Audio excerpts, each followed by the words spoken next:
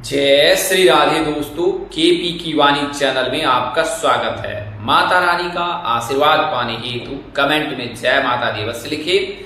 वहीं अगर आप महाकाल के भक्त हैं तो कमेंट में हर हर महादेव अवश्य लिखें। यकीन जानिए माता रानी संग महादेव की कृपा आप पर और आपके पूरे परिवार पर अवश्य बरसेंगी और आप सब परिवार स्वस्थ एवं सुखी रहेंगे।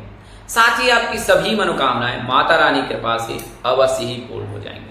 दोस्तों, आज की वीडियो में आपको सिंह राशि के जातकों के साल 2027 में किस प्रकार से विवाह के योग बन रहे हैं उसकी जानकारी दूंगा और यह जानकारी आपको गुरु राशि परिवर्तन के आधार पर दूंगा। वर्तमान वर्ष में भी देवगुरु बृहस्पति जो है सिंह राशि में गोचर करेंगे, लेकिन आगामी वर्ष में जिन जातकों के इस वर्ष विवाह के योग नहीं है उनके जो है साल 2027 में किस प्रकार से विवाह के योग बनेंगे सिंह राशि के जातक की उसकी जानकारी दूंगा और इसके बारे में विस्तार से बताऊंगा कि सिंह राशि के जातकों के शादी 2027 में 2 चरणों में कब कब हो सकती है और किस दशा में हो सकती है, किस नाम अक्षर से हो सकती है, किस राशि से इनके लिए विवाह करना श्रेष्ठ कर होता है, जीवन साथी कैसा हो सकता है, उनका रंग रूप कैसा हो सकता है। इसके अलावा सिंह राशि के जातकों के लिए जो है क्या करना उत्तम रहता है, सिंह राशि के जातक के स्वभाव से कैसे होते हैं और सिंह राशि के जातकों की प्राथमिक जानकारी। तो ये तमाम तरह की जो जानकारी है इस विश्लेषण के माध्यम से आपको दी जाएगी और जानकारी देने में अपने अनुज यानी मुझसे कोई गलती या त्रुटि रह जाए तो कृपया मुझे क्षमा कर दीजिएगा। मेरी कोशिश आपको सत्य और सही जानकारी देने की रहती है। आइए इस वीडियो में आगे बढ़ते हैं। तो सबसे पहले मैं आपको बताना चाहूंगा कि अगर आपकी शादी में अड़चने आ रही है, शादी तय होने के बाद टूट जा रही है या शादी में किसी न किसी वजह से व्यवधान आ रहा है, आप परेशान हैं, आपके घर वाले परेशान हैं, आपके रिश्तेदार परेशान हैं, बात बनती है फिर बिगड़ जाती है, कई ऐसे जातक है जिनके रिश्ते तय भी हो गए फिर भी टूट गई है। तो ये तमाम तरह की जो परेशानी आपके जीवन में चल रही है, आपने ज्योतिषों से सलाह ली है, हस्तरेखा विशेषज्ञ से सलाह ली है, टैरो रीडर से सलाह ली है, फेस रीडिंग जो है रीडर एक्सपर्ट है उनसे सलाह ली है, इसके बाद भी बात नहीं बन पा रही। ऐसा क्यों हो रहा है आपको बता दें। केपी की वाणी इस प्रश्न को लेकर जो है 7 वर्षों से सेवारत है और जातकों का मार्ग प्रशस्त कर रही है। तो आप केपी की वाणी से संपर्क कर अपने विवाह की कुंडली का विश्लेषण करा सकते हैं, मौखिक या लिखित जानकारी प्राप्त कर सकते हैं। मौखिक में आप टेलीफोन के माध्यम से यह जानकारी प्राप्त कर सकते हैं अपने विवाह की, वहीं आप लिखित में जब आप यह जानकारी प्राप्त करते हैं तो आपको लिख कर जो हिंदी में विस्तार पूर्वक जानकारी दी जाती है। आप अपने स्थानीय भाषाओं में जो वो भी आप कुंडली बनवा सकते हैं। अगर कोई मराठी भाषी हैं, कोई गुजराती हैं, कोई तेलुगु, तमिल, कन्नड़ हैं, बंगाली हैं, चाहे पंजाबी हैं, कहीं से भी किसी भाषा में आप अपनी कुंडली बनवाना चाहते हैं तो संपर्क कर सकते हैं। भारत के सभी भाषाओं में जो है आपको कुंडली बनाकर जानकारी दी जाएगी। तो जब आप केपी की वाणी से विवाह की कुंडली बनवाते हैं तो आपको विवाह संबंध की पूरी जानकारी दी जाती है कि आपकी शादी कब होगी, कहाँ होगी, कैसे होगी, किससे होगी, किस दिशा में होगी, कितनी दूरी पर होगी, किस नाम से होगी, किस राशि से करनी चाहिए, जीवन साथी का रंग रूप स्वरूप स्वभाव और उनका करियर कैसा होगा, आपका करियर कैसा होगा। अगर आप प्रेम प्रसंग में प्रेम विवाह करना चाहते हैं तो क्या माता पिता की सहमति मिलेगी या नहीं मिलेगी। इसके अलावा कितनी संतान होगी, संतान में पुत्रों की संख्या कितनी होगी, महादशा कौन सी चल रही है, जीवन साथी किस क्षेत्र से होगा, क्या वह जॉब वाला होगा या बिना जॉब वाला होगा, क्या वह जॉब करती होंगी या नहीं करती होंगी, जॉब में किस सेक्टर से हो सकती है, क्या वो सरकारी नौकरी से, निजी कंपनी से हो या अपना खुद का उनका व्यापार हो। इसके अलावा किस नक्षत्र में आपका जन्म हुआ है, उस नक्षत्र से आपके जीवन पर क्या प्रभाव पड़ सकता है और इसके साथ ही यह भी जानकारी दी जाएगी कि आपको शीघ्र विवाह के लिए क्या करना चाहिए। तो ये तमाम तरह की जो जानकारी अब आप केपी की वाणी से प्राप्त कर सकते हैं। हमारा संपर्क नंबर ऊपर स्क्रीन पर दिए गए हैं, मैं दोहरा देता हूँ 8521835670 8521835670। तो इस नंबर पर आप फोन के जरिए और मैसेज के जरिए संपर्क कर सकते हैं, हम आपको पूरी जानकारी देंगे।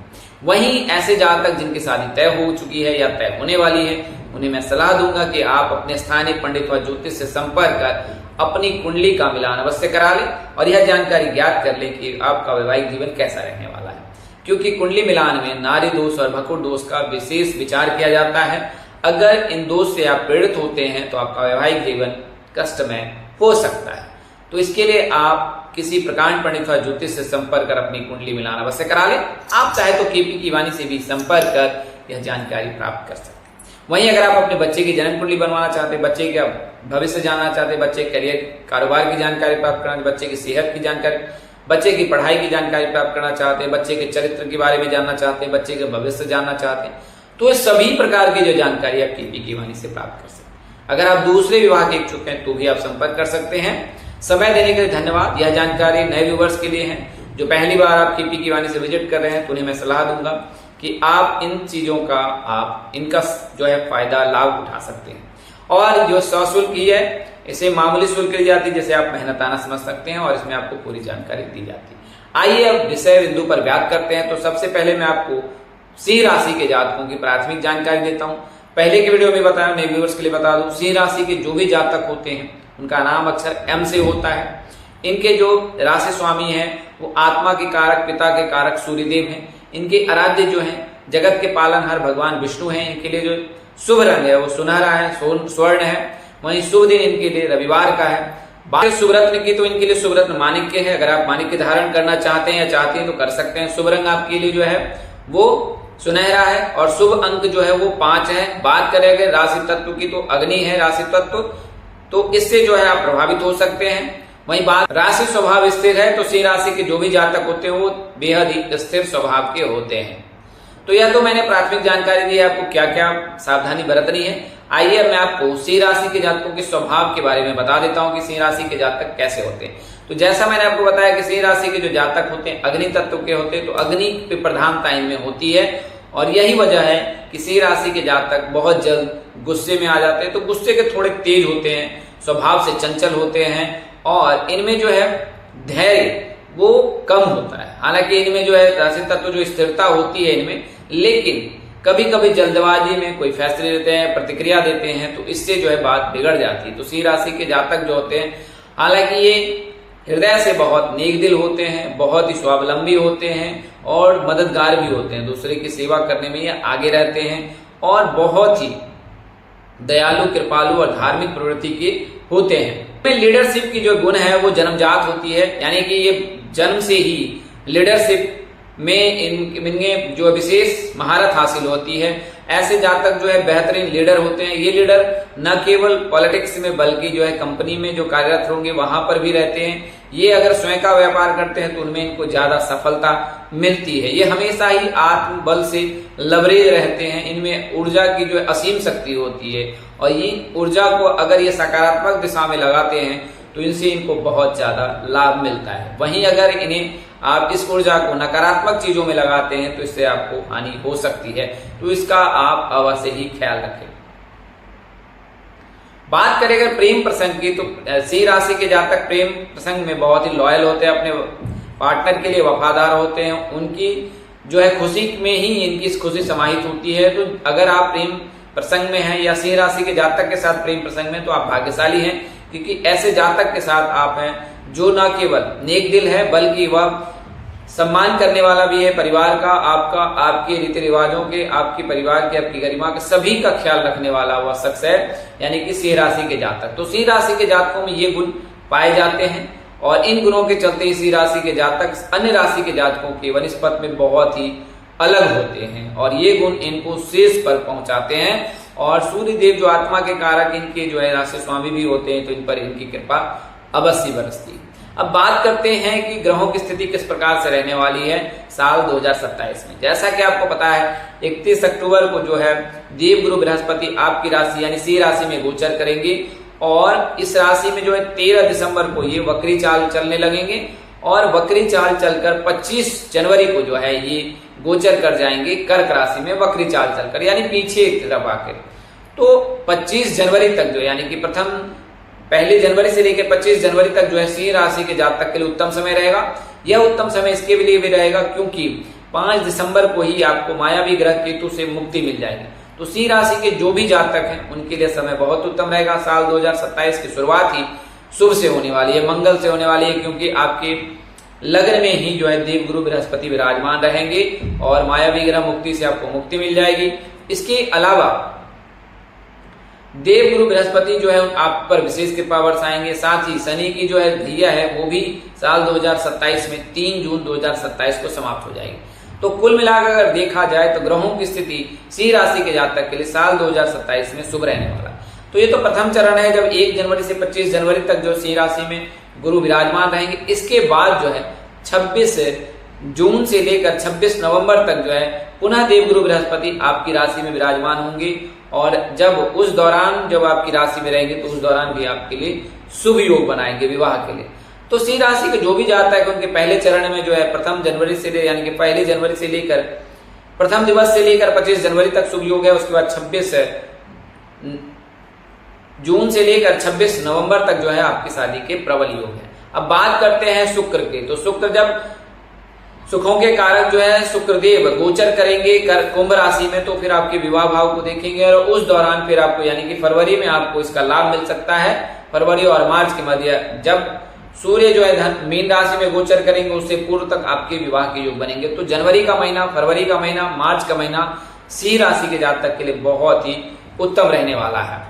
और उसके पश्चात दूसरे चरण में जो है 26 जून से लेकर 26 नवंबर के मध्य जो है आपके लिए सुनहरा अवसर रहने वाला है। इस दौरान न केवल करियर कारोबार में आपको सफलता मिलेगी, बल्कि शीघ्र विवाह के इच्छुक जातक है उनको भी लाभ मिलेगा। अगर आप प्रेम प्रसंग में प्रेम विवाह करना चाहते हैं तो समय अनुकूल रहेगा। आप अपने माता पिता से बात करें, अपने पार्टनर से बात करें, पार्टनर को बताएं, अपने दिल की बात बताएं और एक नए जीवन की शुरुआत करने के लिए पहल करें तो आपको अवश्य ही लाभ प्राप्त होगा। तो यह जानकारी मैंने आपको ग्रह स्थिति के बारे में बताया। आइए इसके बारे में विस्तार से जानते हैं। तो सबसे पहले मैं दिशा बता देता हूं। तो सिंह राशि के जो भी जातक होते हैं उनके लिए अनुकूल दिशा पूर्व क्या होता है। तो पूर्व जो है पूर्व दिशा में होने के विवाह प्रबल योग रहते हैं सिंह राशि के जातक। इसके अलावा जीवन साथी के भाव में जो ग्रह उपस्थित है उस और राशि उपस्थित है उसके आधार पर भी यह ज्ञात किया जाता है कि आपकी शादी किस दिशा में होगी। तो इसमें मामूली अंतर हो सकता है दिशा में। अब बात करते हैं कि जीवन साथी का रंग रूप स्वरूप स्वभाव कैसा हो सकता है। तो अगर वहां पर बुध ग्रह है, सूर्य ग्रह है, चंद्रमा है, गुरु है, तो आपको जीवन साथी मन मुताबिक मिलेगा और जिस प्रकार की आपने कल्पना अपने सपनों में की है उसी प्रकार के जो है जीवन साथी आपके जीवन में आने वाला है। लेकिन वहीं शनि रहे, राहु केतु रहे, मंगल रहे, तो मंगल के रहने पर गुस्से का तेज हो सकता है। शनि के रहने पर 30 से 5 साल का बड़ा हो सकता है, पतला दुबला लंबा हो सकता है, सकी मिजाज का हो सकता है। राहु केतु के रहने पर उन्हें समझना बहुत ही कठिन होगा, थोड़ा सा वो टू माइंडेड रह सकता है और काफी ही जो है वो पॉलिटिक्स करने वाला शख्स हो सकता है, तो उसे समझना थोड़ा कठिन होगा अगर राहु केतु है। वहीं अगर बात करें दूरी की, तो दूरी जो है वो भी निर्धारित होती है राशि पर। अगर चंद्रमा है विवाह भाव में तो घर के आसपास शादी होती है, गुरु है तो घर के आसपास शादी के योग बनते हैं, बुध है तो घर के आसपास शादी के योग बनते हैं। वहीं बात करें राशि सी, तो अगर सिंह राशि है, कुंभ राशि है, वृश्चिक राशि है तो 90 किलोमीटर की दूरी होती है। वहीं अगर बात करें धनु राशि की, कन्या राशि के, कर्क राशि के, तो जो शादी है 80 किलोमीटर की दूरी पर होती है। मकर राशि है, तुला राशि है, तो फिर ऐसी स्थिति में जातक की जो शादी है वो घर से 200 किलोमीटर की दूरी पर होती है, यानी कि जो ससुराल की अधिकतम दूरी होगी वो 200 किलोमीटर हो सकती है। आइए मैं आपको लव मैरिज के बारे में बता दूं। तो जो भी एम नाम के जातक है यानी कि सिंह राशि के जातक है, तो साल 2027 में आपके लव मैरिज की प्रबल संभावना है। यानी कि अगर आप साल 2026 में किसी कारणवश प्रेम विवाह करने में सफल होते हैं तो आपको निराश बिल्कुल नहीं होना है, क्योंकि मायावी ग्रह केतु से आपको 5 दिसंबर 2026 को मुक्ति मिल जाएगी। तो उसके बाद जो है आप पुनः प्रयास करें, आपको अवश्य सफलता मिलेगी। और उस दौरान जब साल 2027 में आपके लिए शुभ योग बनेगा, उस दौरान आप कन्या सूत्र में बनने वाले हैं और आपको अपने पार्टनर का भी साथ मिलेगा और पार्टनर के माता पिता का भी साथ मिलेगा, आपको माता पिता की सहमति भी मिलेगी। तो कुल मिलाकर अगर देखा जाए जनवरी, फरवरी और 15 मार्च से पूर्व जो है आपके लिए लव मैरिज के प्रबल योग है। उसके पश्चात फिर जून का महीना आपके लिए उत्तम रहने वाला है। अगर जीवन साथी की, तो जिस प्रकार से ग्रहों की स्थिति से गणना की जा रही है वर्तमान में, तो जो आपका जीवन साथी होगा बहुत ही सुंदर होगा, शालीन होगा, बुद्धिमान भी होगा, व्यक्तित्व काफी प्रभावशाली होगा जैसा कि सिंह राशि के जातक भी होते हैं। दिल से लेकर बहुत नेक दिल होंगे, बहुत ही दयालु होंगे, कृपालु होंगे। कद काठी मध्यम होगा लेकिन लंबा होगा। जैसा मैंने आपको बताया है कि अगर शनि विराजमान है तो जीवन साथी लंबा पुतला दुबला लेकिन वह लंबा होगा, ये हो सकता है। आंखों में एक विशेष चमक होगी, तेज होगी और चेहरे पर जो तेज होगा और वाणी में जो ओज रहे वजनदार होगा। आवाज थोड़ी सी उनकी भारी हो सकती है और आपको जो है विवाह के पश्चात आदर्श संतान की भी प्राप्ति होगी। जो आपका जो आपकी जो संतान होंगे या पुत्र होंगे वो तेजस्वी होंगे, ओजस्वी होंगे, मेधावी होंगे और कुल का नाम रोशन करने वाला होगा। अब बात करते हैं जीवन साथी के कार्य क्षेत्र की। तो जैसा कि गणना वर्तमान समय में जो योग बन रहा है उस आधार पर जो हमने पंचांग से जो गणना की है तो उसके आधार से यह मिल रहा है जानकारी कि आपका जो जीवन साथी है वो कानून सेक्टर से हो सकता है, कानून के क्षेत्र से हो सकता है, या वो LLB से हो, वकालत से हो, इसके अलावा किसी एडमिनिस्ट्रेशन में, पुलिस में हो, प्रशासन में हो, कानून से संबंधित क्षेत्र में उनके होने के प्रबल योग हैं। इसके अलावा कई ऐसे जातक हैं जिनके बैंकिंग में जो है जीवन साथी के होने के योग बन रहे हैं। जिस प्रकार से जानकारी मिल रही है, आर्थिक स्थिति उनकी बहुत मजबूत होगी, ससुराल पक्ष बहुत ही मजबूत रहेगा और आपको वहां पर सभी प्रकार की भौतिक चीजों की प्राप्ति होगी। आपको भौतिक सुख में किसी प्रकार की कमी देखने को नहीं मिलेगी आपके ससुराल में। अब बात करते हैं कि सिंह राशि के जातक शीघ्र विवाह के लिए क्या करें। तो जैसा मैंने आपको बताया साल 2026 में मायावी ग्रह केतु शनि की ढैया के चलते विवाह में बाधा आ रही है, लेकिन यह बाधा 31 अक्टूबर के बाद धीरे धीरे कम होने लगेगी और पूर्णतः समाप्त हो जाएगी। तो साल 2026 में 31 अक्टूबर के बाद और साल 2027 में जो है जनवरी के महीने में, फरवरी मार्च तक और उसके पश्चात जून से लेकर नवंबर तक जो है इनके शीघ्र विवाह के योग बनेंगे, यानी विवाह के योग बनेंगे। और अगर आप सिंह राशि की लड़कियां हैं तो आपके जो लिए जो है आप देवगुरु बृहस्पति की पूजा करें। आपके आराध्य जो है जगत के पालनहार भगवान विष्णु हैं, तो आप भगवान विष्णु की पूजा करें, उनकी उपासना करें। हर गुरुवार के दिन पीले वस्त्र धारण करें। रविवार के दिन सूर्यदेव को जल का अर्घ अवश्य दें। आप सूर्यदेव को जल के अर्घ देते समय उसमें थोड़ा सा गुड़ मिला दें और तब जाके सूर्यदेव को जल दें। और इसके अलावा गुरुवार के दिन पीले चीजों का दान करें, पीले वस्त्र धारण करें, तो आपको अवश्य लाभ प्राप्त होगा। कमरे में राधा कृष्ण की तस्वीर अवश्य रखें, इससे भी आपको लाभ प्राप्त होगा। तो यह तो जानकारी मैंने लड़कियों की दी। लड़के जो हैं वो जो है भगवान शिव की पूजा करें, भगवान विष्णु की पूजा करें। गुरुवार के दिन जो है गाय के कच्चे दूध में जो है थोड़ा सा केसर मिलाकर जो है भगवान विष्णु का दक्षिणावर्ती जो शंख होता है उसमें वह दूध रख कर जो है उनका अभिषेक करें और उस समय ओम सृष्टिकर्ता मम विवाह कुरु कुरु स्वाहा इस मंत्र का आप उच्चारण करें, पाठ करें, तो आपको अवश्य लाभ प्राप्त होगा। सोमवार और शुक्रवार के दिन श्वेत वस्त्र धारण करें और गुरुवार के दिन पीले वस्त्र धारण करें। हर गुरुवार के दिन जो है आप मंदिर में जाकर जो है भगवान लक्ष्मी नारायण जी को श्रीफल अर्पित करें, आपका अवश्य ही कल्याण होगा। और विशेष जानकारी के लिए आप संपर्क कर सकते हैं और अपनी कुंडली मिलान करा सकते हैं, कुंडली विश्लेषण करा सकते हैं, विवाह की पूरी जानकारी प्राप्त कर सकते हैं। तो दोस्तों आज के लिए इतना ही, अगले वीडियो में फिर मिलेंगे। तब तक के लिए मुझे इजाजत दें। आप जहां रहें मस्त रहें, स्वस्थ रहें, व्यस्त रहें। माता रानी की असीम कृपा पर बरसती रहे। परमपिता परमेश्वर आपको सद्बुद्धि, सत्मार्ग और आगे बढ़ने की शक्ति दे। नमस्कार, जय श्री दोस्तों, जय श्री कृष्णा, जय माता दी, जय वाहिगुरु, हर हर महादेव।